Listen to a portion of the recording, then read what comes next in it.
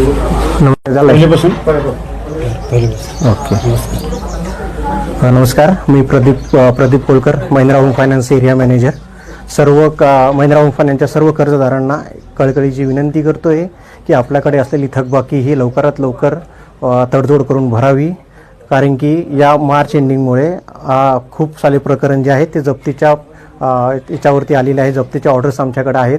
जप्ती करणं हा आमचा उद्देश नाही आहे. आमचा उद्देश आहे की कसे सगळ्या लोकांचं आम्हाला सेटलमेंट्स करता येतील.